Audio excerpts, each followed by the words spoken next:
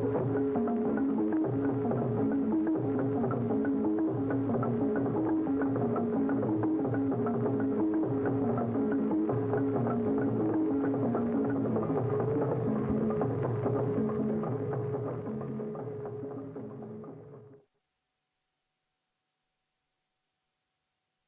afternoon. Welcome to News Hour live on GBC News, a news and governance channel. We are also live on GTV and streaming live on YouTube and Facebook at Ghana Broadcasting Corporation.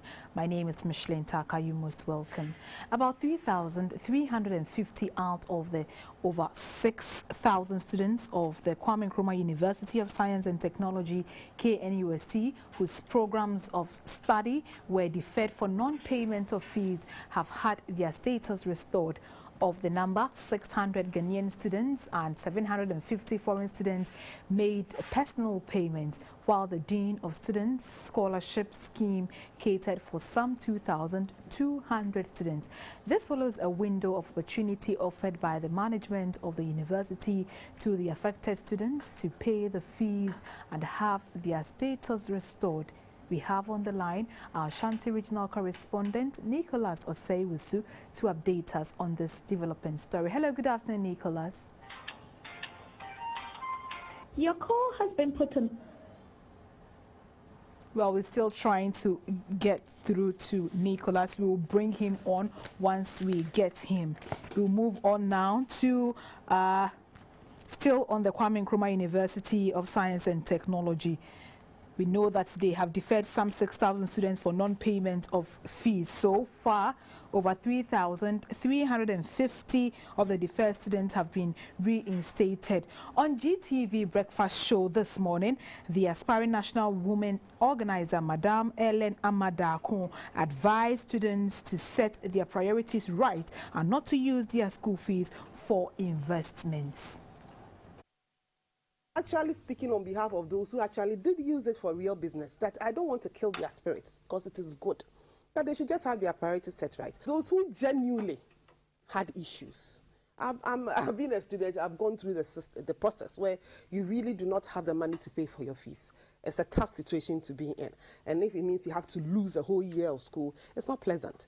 So if they can help out and the MPs are helping, that is excellent.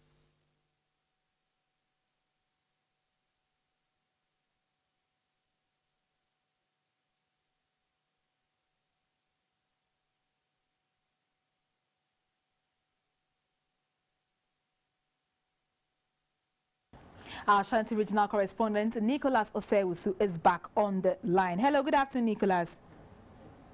Hello, good afternoon. Good afternoon, welcome, Nicholas. Can you confirm that the 3,350 students whose programs were deferred have been reinstated as we hear it? That's exactly the situation. As I speak to you, I'm on campus of the KNUST. I arrived here a few minutes ago to get more information about what happened. And what I've picked up so far is that the Minister of Education, Dr. Seya Waduchun, following the breaking news about this situation, had to follow us to the campus to see management to find out how best they can arrange for the situation to be rectified for the students to continue their education. But for now, since the information was put out about the non-payment of fees by these 8,000 students, about 1,500 of them have already come back to settle whatever difference they were supposed to have made for the threshold of 70%. Then the SRC has also made some arrangements in the school's management to top up to bring the number from the number I just mentioned to about 3,500. As I speak to you, a while ago, I spoke to the public relations officer of the SRC, that is Kenneth Kelly Jamina, and he indicated to me as I was speaking with him on phone, he had just emerged from a meeting with some authorities of the school, the dean of students, and the agreement was that the SRC was going to double its quota of payment or subsidy for these defaulting students from the initial 50,000 Ghana cedis to 125,000 Ghana cedis to increase the number of students to benefit from this initiative. So for now, that is the situation. And I can also confirm to you that management has also been gracious enough to these deporting students by extending further by more than 1 month the grace period for the payment of the minimum amount of school fees each student is supposed to pay before they are admitted or reinstated to their program. So the new grace period is 21st of next month, 21st May, by which time every deporting student must have paid the minimum 70% of the required school fees so they could be reinstated. That's the situation. Thank you very much, Nicholas Osei-Wusu. We are grateful. I was speaking with our Ashanti regional correspondent, Nicholas Osei-Wusu, who is giving us up to date on the deferred KNUST students who failed to pay their school fees at the said time. In other stories, on Thursday, 14th April 2022, Ghana was befallen by another boat disaster at Navokope in the eastern region. A boat sailing from Gemini, a fishing community in the South Day districts of the Volta region, was overturned by a rainstorm while on its way to Navokope. Official figures given to us a few days ago put the death toll at 20. 22 lives were lost, were saved. But today, one of our correspondents, Micah Televu, has spoken to some of the affected families and brings us this report. Have you spoken to some of the families affected by the recent boat disaster at Navokope in the eastern region? And if you have, what latest information can you give to us? Because the people were traveling, they actually live in the village there, but comes to buy things, Saturday market at Germany market, and goes back to their village. So the boat was traveling from Germany to the Navokope, where the people will walk into their various villages. So as the disaster happened, the officials, even the Navy of people, all they come through Germany. So the focus was as if it is Germany that the issue happened, but disaster happened across the Volta River at the eastern region side. And for that matter, the official figures that they are having around Germany is the fact that they were able to save 20 lives, and they have it that it was 42 people that are on board. However, speaking to some of the relatives of the people affected, we realized that the figures are in excess of that. So that means that this figure tallies with the official figures from the district assembly? No, because the assembly, which these things happen, which are around the Kwewu South or so, if I might be right, we were not very up even in releasing their figures now. And the Germany side of people that show interest and have followed up, this is where the boat owners and others have to, come to a compromise. One, not to even give them trouble of answering the question as to the capacity of the boat. So they will definitely have to do economy with their figures. Okay. And as someone on the ground that exactly the people's outcry, the number of families that were really counting their losses, we could really, see the boats and know that it is really in excess of 30 lives that are lost due to the outcry that we are hearing from the villages. Okay, so Micah, how many people were on board if it's in excess of 30? The boat are in excess of 50 because that's a typical market day that we know. If the boat loads than 40, they know they are in loss for a market day. Usually don't carry less than 50 passengers before crossing. But did they really tell what caused this disaster? Because you mentioned the boat size and rainstorm. This actual disaster was caused by the rainstorm. It was heavy wind, close to a typhoon, so it tossed the boat over. And as they saw the rain, they are, natural geologists, so they do read the crowd and its movement before crossing. Well, sometimes they listen to the weather forecast as well, but this particular day, as I can't speak exactly to what let them start moving also. We know when they saw the storm coming, they tried to get rescue at the nearest, safe place, safe haven along. So that's why they didn't land exactly at this Navokope, but they were, getting close to Achukuchekunu, and I could, see what might even let the disaster so great that area is a very steep, deep area with rocky.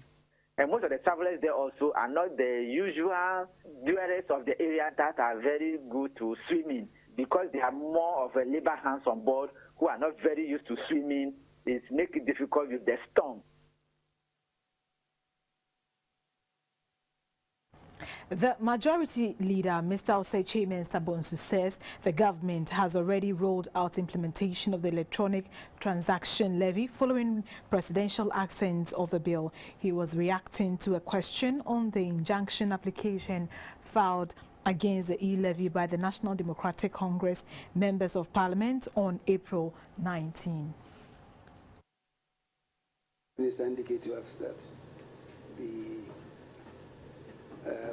commencement of the collection, right, is going to be on May 1st. That is what they want to. I don't know what they say. They want to stop the implementation, but the bill is already being implemented. I don't know what they mean by that. Upon the assent of the president, a bill, if Parliament has not postponed the operation of the bill, immediately after the assent, it comes into operation. So if you fall foul to it, you can be prosecuted for falling foul to a bill that has been assented by the president. So this bill is in operation. The necessary structures are being put in place now. It doesn't mean that it's not being implemented. It's being implemented. If the minister tells you that the actual collection will start from 1st April, 1st May, and you think that it's not started, so you want to put impediments in the way before the commencement date, I don't know what the understanding of the commencement or the implementation of.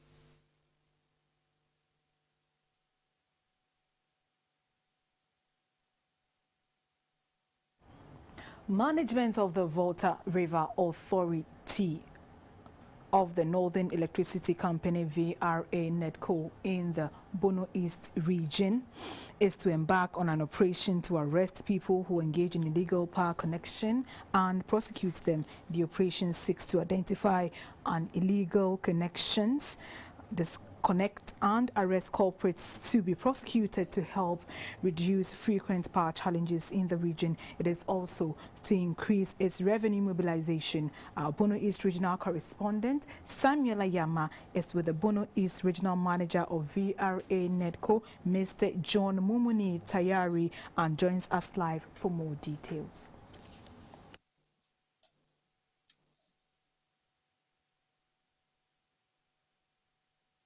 Thank you very much, Michelin.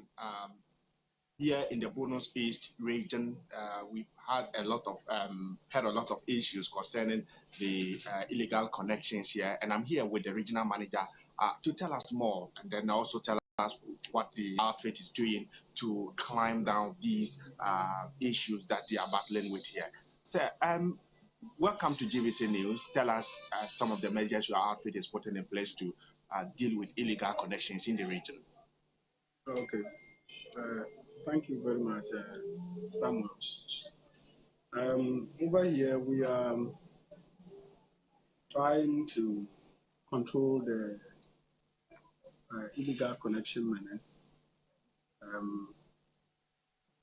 Quite often, we are doing some monitoring of our prepaid meters. They are the ones that a lot of people tamper with quite often. So the monitoring team is always ongoing. We go from meter to meter, checking on every meter and then reporting on what we find. And those who are found culpable, their letters are processed and we search out them to pay for the power they have consumed illegally. Is it so alarming in the region? Well, we can say that because if you take, for instance, the month of January, if we are going by data, in the month of January, we have a total amount of about 131,000 Ghana cedis equivalent power stolen. If you look at that, the amount involved, you can see that it is quite huge. That was in January. Then we have February. February figure is 66,842 cedis. And then we have that of March at the amount of 97,886. If you look at that and you put it together, the sum is quite colossal, and it is a worrying situation.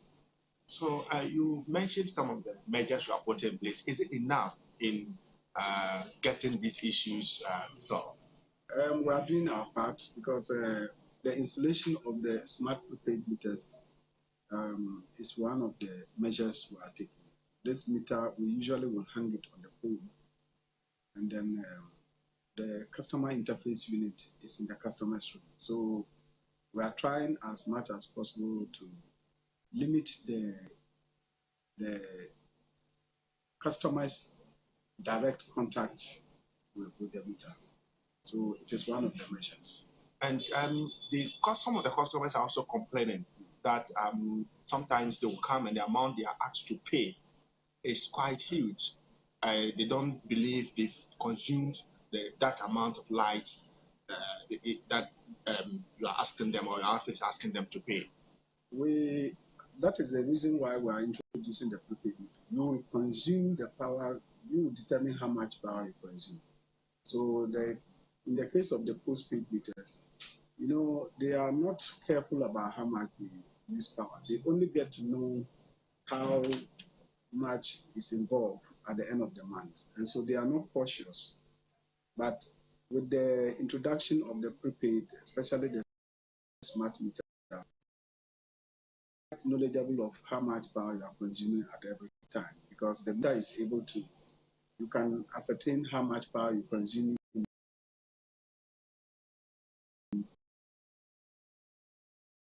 in a day. So that makes it more user-friendly. Okay. Some have also complained that getting a meter or acquiring a meter the process is quite tedious. Well, they may be right or wrong, depending on what time the queue you are coming to join, because a lot of applications are in the process. As to our requirement, if you submit your application form to the right officers, because some of them are dealing with some outsiders, agents or whatever they call them. Some call them guru boys. People have all manner of people they contact to get power. But if you walk into our office and you submit your form, you have within 5 days to get your quotation letter. And if you are not getting it within that time, then it might be involving some line extension or some other work rather than just acquisition of new service, if it is a straight line service. So we don't have such difficulty as perceived. But people don't come straight. They go through some other means, through some contractors or their boys, and they will charge them exorbitantly, So lately we have tried to, control who comes in. And so now when you come in to apply for power, we'll give you a quotation that says how much pay. So that. So can you walk us through that? The amount process involved? The amount involved is determined by what kind of service you are applying for. If it is a separate meter now, it is between 700 and 1,000 cedis. If it is, a straight service, that is a service job, you have 1,000 cedis to pay. If it is a separate meter, it's between 600 and 700 cedis, whether single phase or three-phase meter. So if it involves pools, then the number of pools will determine the cost. The number of meters involved in the end will add up to determine how much one will pay for the service. So they are not strict forward like that, but the cost is defined. You know how much. So yeah, the amount of money stolen in terms of like illegal connections is quite huge. Yeah. What is your message for the people outside there, so that because we don't have enough time? It is an appeal to the people outside there that we should try to pay for power that we consume. We shouldn't cut short corners. They are detrimental to the operations of the utility companies and detrimental to ourselves, because the resultant effect can be fatal sometimes. People end up burning their properties or running into difficulties with the illegal connections, and this can harm us and cause financial loss to the utilities as well. And when that happens, we find it we don't get the resources to work with, and it also goes a long way to affect some other users who are probably not part of your illegal connection, but the feedback will come into the system and damage some other equipment. Okay, thank you very much. We want to thank Mr. John Mumuni Tayari for your time. We'll continue to monitor the situation in the region and then keep our listeners or viewers updated. For GBC News, Samuel Ayama, Tejumai, Bono East Regional Capital. That was Samuel Ayerma reporting from the Bono East. He was speaking with the Bono East Regional Manager of VRA Netco, Mr. John Mumuni Tayiri, on an operation they are to embark on to arrest people who have illegally connected to the national grid. You're watching News Hour live on GBC News. Time to take a quick break. We'll be back shortly. Please do stay.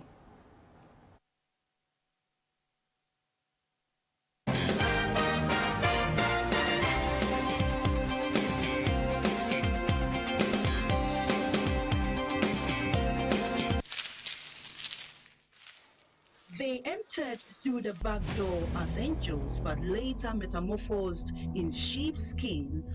Wanton dissipation of our rich natural resources and human capital.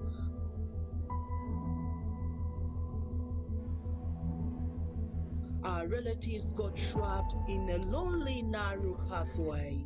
Groanings, pleadings, and bleedings were the order of the day. They left only the container after consuming the content.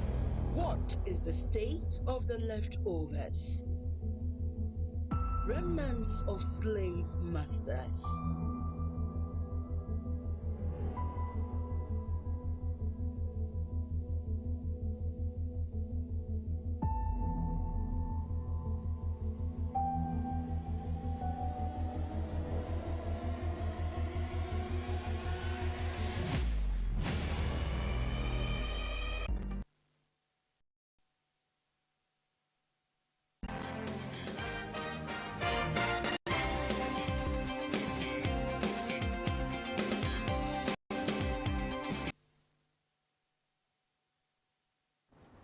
You're welcome back. The Vice President, Dr. Mahamudu Bawumia, has challenged all black people everywhere to see themselves as Africans first and team up with the continent to develop strategies that will establish alliance, cooperation, while ensuring their contribution to the development of the continent at the UN High-Level Forum on the Diaspora with People of African Descent in Accra.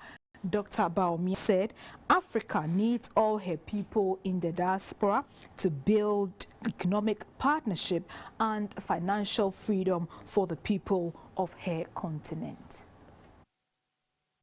The African Union defines the African diaspora as consisting of people of African origin living outside the continent, irrespective of their citizenship and nationality, and who are willing to support the continent's development and the building of the African Union.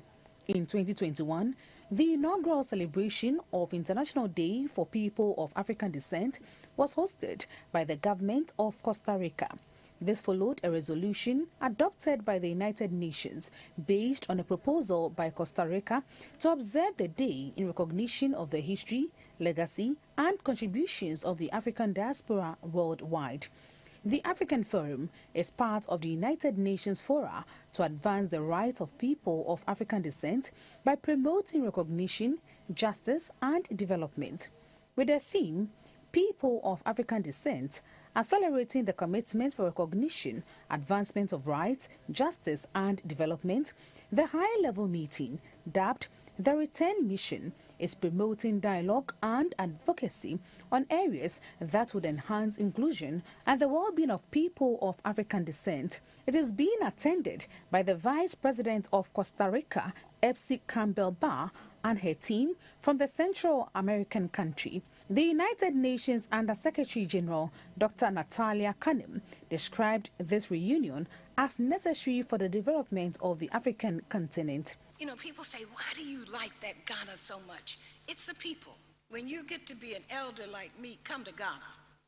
I'm telling you, I use my senior privileges for everything. Everything. I do not carry a bag. I do not stand in a line. I use my senior privileges.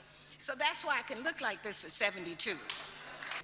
Costa Rica's Vice President, Madame Epsi Campbell-Barr, said the Return Mission will afford the African continent and the diaspora with African descent to maximize opportunities for the young people of Africa. It's a project to declare the first Afro-descendant tribal people in Costa Rica, as well as the gate of reunification, from redemption for our ancestor, for reconciliation with our past.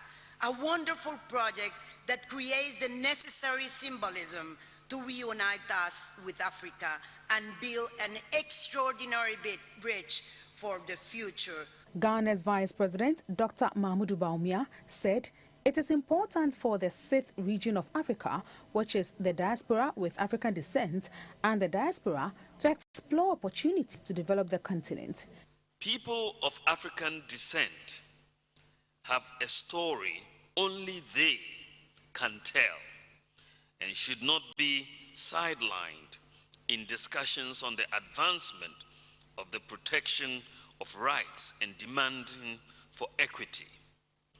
These deep-seated biases still prevail in the world we live in, with Afro-descendants struggling to find a sense of belonging in a land where they were born, but which rejects them at every turn. Please join me while I salute every single Afro-descendant who bravely challenges the order of the day by continuing to resist all forms of racial discrimination.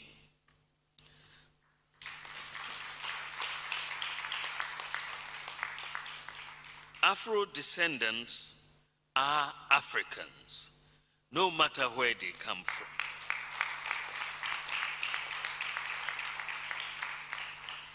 The legendary musician Peter Tosh, it was he who said it so beautifully when he sang, "I don't care where you come from. As long as you are a black man or woman, you are an African." The UN General Assembly's theme for the International Decade of People of Africa Descent from 2015 to 2024 remains hinged on 3 pillars: recognition, justice, and development. Ghana remains committed to the practice and advocacy of these 3 pillars, which are also reflected in the African Union, whose charter emphasizes the right to equality and non-discrimination, enjoining states to remove all obstacles that prevent equal enjoyment of all human rights. The Africa Forum also looked at ways to deepen the bonds between Africa and her sons and daughters in the diaspora, as well as the challenges posed by climate change, COVID-19, and the Russia-Ukraine conflict to African economies. Vice President Dr. Mahamudu Bawumia says the unity that binds Muslims and Christians together in the country should be cherished and guarded jealously. Speaking at the breaking of the fasts at the Jubilee House in Accra, the Vice President Dr. Mahamudu Bawumia said it is believed that the month of Ramadan is special because it was the month that the scrolls, including the Holy Quran, the Torah, the Psalms and the Gospels, were revealed. The holy month of Ramadan is one of the most important times for the Islamic community around the world. The holy month began on April 2nd, 2022, and it will culminate on May 2nd with Eid al-Fitr celebrations the next day. During this month-long period, followers of Islam observe fast or roza. Those who observe roza during Ramadan wake up early in the morning to have their first meal or sehri, and in the evening, they break their fast with a meal called iftar. The month of Ramadan is auspicious and sacred to all believers of Islam. The strict fasting means drinking no water and eating nothing during the day. Hence, it's only during iftar that one can eat and gain the energy to observe the strict fasting. And in line with the tradition of breaking fast and praying, with the leadership of the country, the Vice President Dr. Mahamudu Bawumia on Thursday, April 21, 2022, was joined at the Jubilee House in Accra by the Chief Imam Sheikh Osman Nuhu Sharbutu, some dignitaries for the Muslim and the clergy from the Christian communities. The Chief Imam urged Ghanaians to do away with tendencies that will mar the peace and derail the progress of the nation.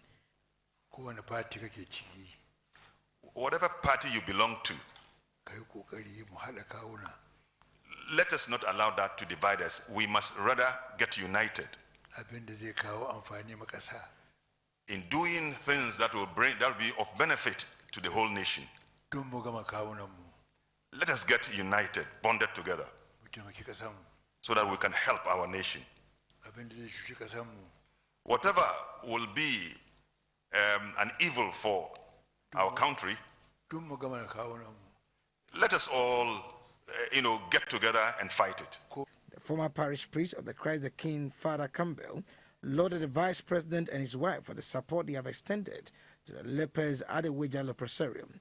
He also commended the Chief Imam Sheikh Osman Nuhu Sharbutu for his commitment towards peace and unity in the country and prayed for God's blessings upon his life as he marks his 103rd birthday on Saturday, April 23, 2022. The Vice President Dr. Mahamudu Bawumia described the month of Ramadan as a unifying month. We also believe that it was the same month that the scrolls of Abraham were revealed. It was the same month we also believe that the Torah was revealed. And the same month that we believe that the Psalms was revealed and also the Gospel. So that month in terms of our beliefs is a very, very unifying month because it caters essentially, it tells us that, God was speaking to us as humanity through the Torah, through the Psalms, through the Gospel, through the Quran, in one particular month. So it's a very special month for all of us. But this particular year, it's even more special because this year we had the occasion where the Ramadan coincided with Easter and coincided with the Passover. So for us, it's a very interesting, coincidence. But maybe God is trying to tell us something, all of us, in terms of humanity and the believers in the book, the children of Abraham. There is a message, I'm sure, in there for us, notwithstanding our diversity. He added that Ghana is ranked as the most peaceful country in West Africa and the most peaceful in Africa, and it is a reflection of the harmony between Christians and Muslims. We take it for granted, but other countries, when they come here and see how we interact, how Muslims go to churches and celebrate Christmas and even enjoy it more than the Christians, and the Christians, visit the Muslims and eat salad, rice, and meat very much more than the Muslims. We have families which are both Muslim and Christian in the same family. So we have harmony. And that is, for me, part of the secret to the peace we have in Ghana. Ramadan will be climaxed on May 2nd, 2022. And with the decreasing numbers of COVID-19 in the country, the Vice President, Dr. Mahmoud Bawumia, was hopeful that this year's Eid will be marked at the Independence Square in Accra. Edward Nyakun, reporting for GBC News. The internet presents boundless opportunities. However, there are dangers online. At the climax of the Girls in ICT training in Techimai, Communications and Digitization Minister Mrs. Esla Owusu-Ekufu said programs that provide educational resources online may inadvertently create the means for cyberbullying, cyber pornography, and other online crimes. She said it was crucial that the youth in particular learn to utilize digital infrastructure, applications and systems in a secure manner and protect their cyberspace and citizens as a nation. The Girls in ICT initiative seeks to introduce girls and young women to ICTs, expose them to opportunities existing in the ICT sector, inspire them to embrace ICT and studies in science, technology, engineering and mathematics STEM, raise awareness among them and ultimately get them to pursue careers in these fields as the whole world migrates to increase use of digital platforms.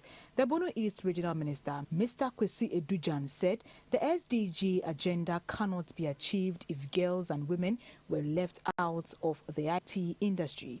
He pledged his support to collaborate with the regional GES and the MMDAs to sustain the project and to also expand it to cover more girls in the region. The Senior Manager Networks Performance and SLA Network Group at MTN, Madame Louisa Sosu, said the telecommunications giant is sponsoring the Girls in ICT initiative, 10 million Ghana cedis to support the government's efforts to empower and encourage girls to venture into ICT careers.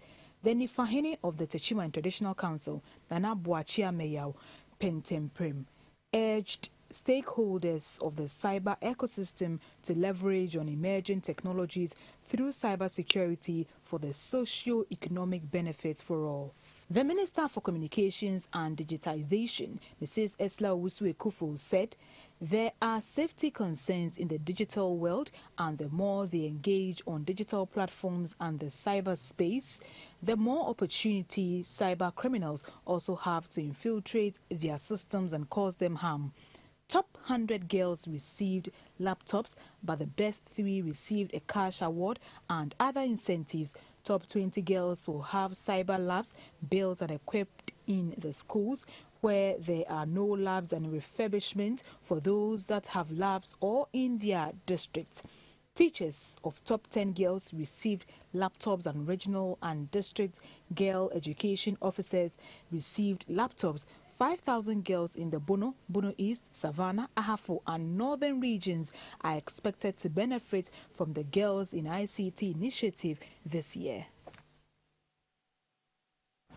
As the world marks Earth Day 2022, the Chief Executive Director of the Environmental Protection Agency, EPA, Mr. Henry Kokofu, says while the government plays its role in tackling environmental pollution, attitudinal change is also crucial in dealing with the global concern. A report by Oforiwa Daku.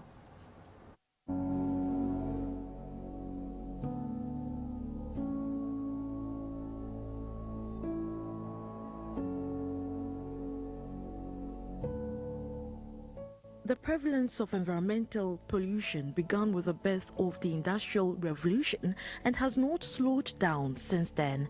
As populations continue to grow, so too has environmental pollution.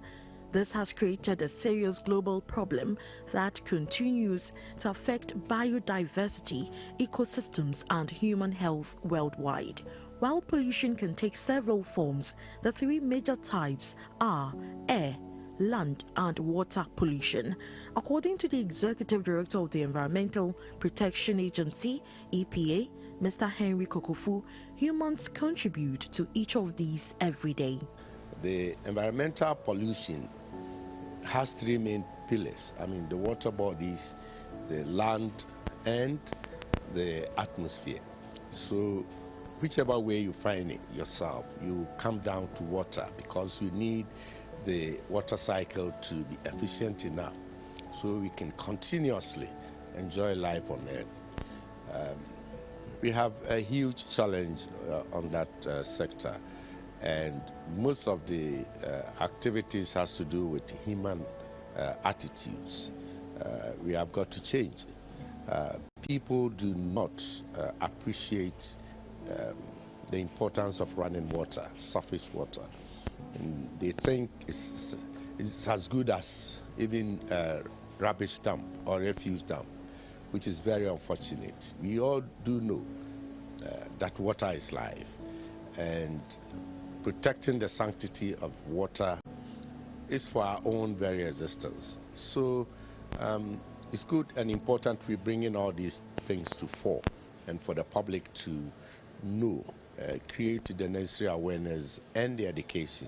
In Ghana, wastewater management in industrial enclaves like the Tema Metropolitan Assembly and other areas that are important to make the environment safe for all citizens are being invested in by the government.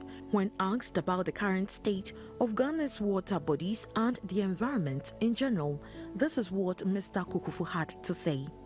The source point of water supply, particularly our riverine, is under siege, and the impact on their sustenance is quite very interesting. So we're going to explore all avenues. We also have this socioeconomic problem of galamsey or illegal mining. You're watching News Hour live on GBC News and News and Governance channel. We'll be back shortly. Please do stay.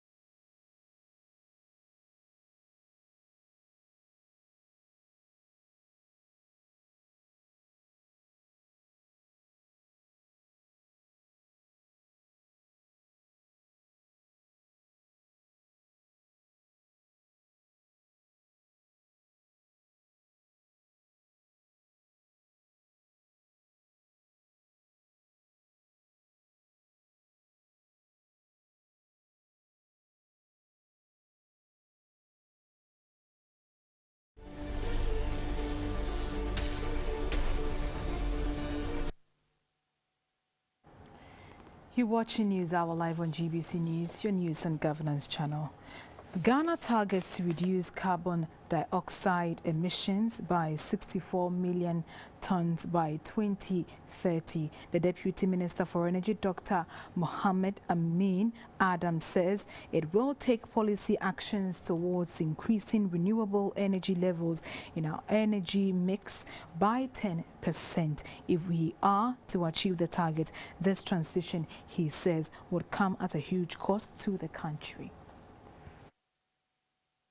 If we reduce the production of oil and gas, because we are no longer getting investment, because some of the investor institutions are declining investment in our industry, in the oil and gas industry.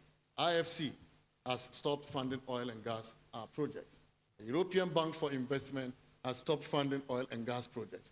Over the last 10 years or so, Ghana has received about $4 billion United States dollars from oil.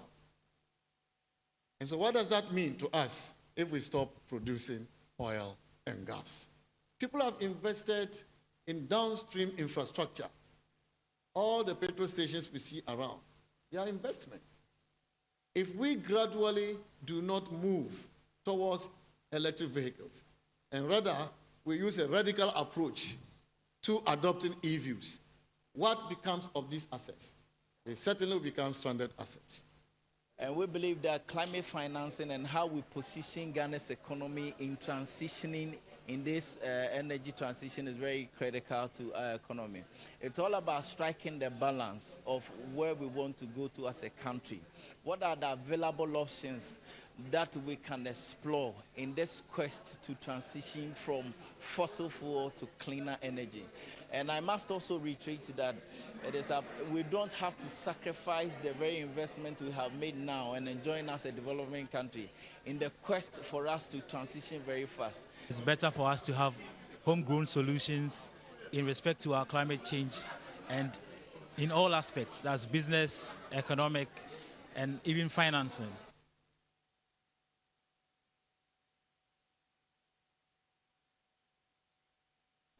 The International Monetary Fund (IMF) has revised Ghana's gross domestic product growth forecast to 5.2% for 2022. The figure is also higher than the sub-Saharan African average of 3.8%.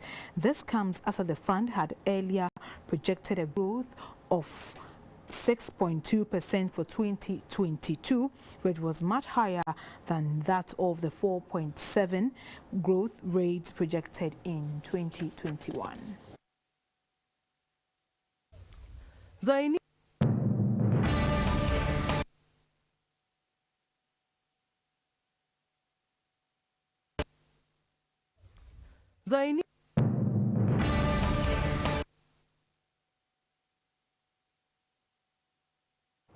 That's all for business.